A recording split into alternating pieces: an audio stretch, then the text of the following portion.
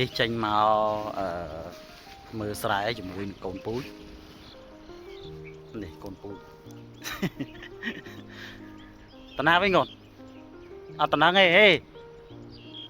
នោះតណោ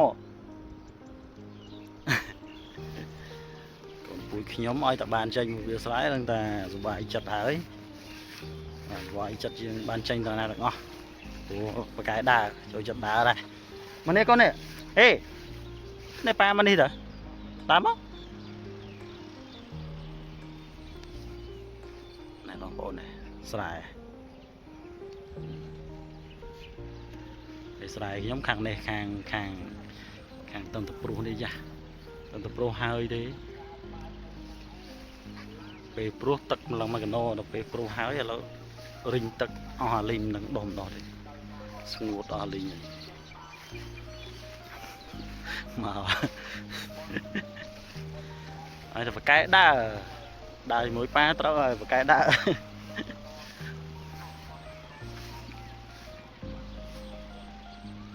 ដំណើរស្បែកជើងគោម្ខាងក្បីម្ខាងហត់អត់ទេតើទៀតចឹងអត់ទេ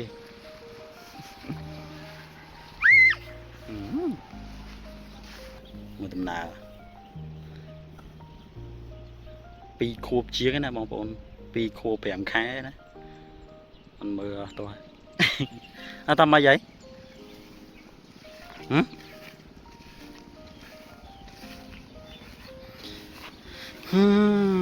ថតជាអនុស្សាវរីយ៍អីចឹងណាបងប្អូនហើយបើសិនជាបងប្អូនមើលឲ្យពេញចិត្តនឹងវីដេអូចឹងអីណែខ្ញុំធ្វើបន្តទៀតចេះអានេះទុកឲ្យកូនធំឡើងគាត់មើលអីចឹងណាបងប្អូននេះមើលទេសភាពបន្តិចខាងនោះភូមិខ្ញុំឯនោះខាងនោះកុំលឿនពេក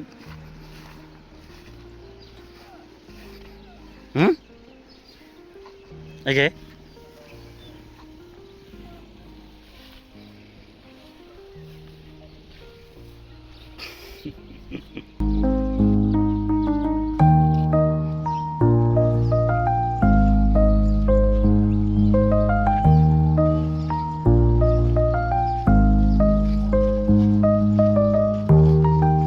តាសបូញ៉ាំទូល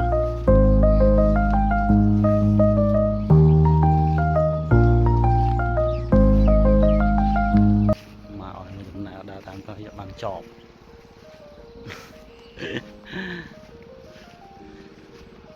ពេលធំឡើងឲ្យគាត់មើលវីដេអូហ្នឹងថាពេលនៅតូចយ៉ាងម៉េចជំនាន់យើងអីកាលយើងនៅតូចអីអត់មានអីថតទុកជាអនុស្សាវរីយ៍ចេះទេយ៉ាងច្រើនបានរូបថតមួយសន្លឹកអីហ្នឹងចឹងជំនាន់កូនយើងមានកាមេរ៉ា digital អីមានទូរស័ព្ទអីអាចថតបានថតទុកឲ្យគាត់មើលទៅមិនអីកូនឈឺ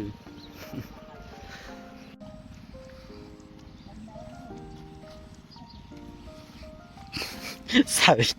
គេសើចបានថតគេទៅគេសើចដល់ហើយ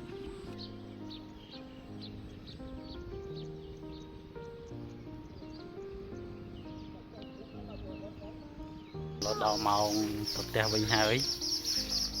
បាទដល់មកទប់ទឹកតិចទេខ្លាចទឹកស្រែគេហូរចូលបាទអត់តឲ្យទឹកចូលដោយសារទឹកព្រោះឲ្យវាដុះសិនដេញគោ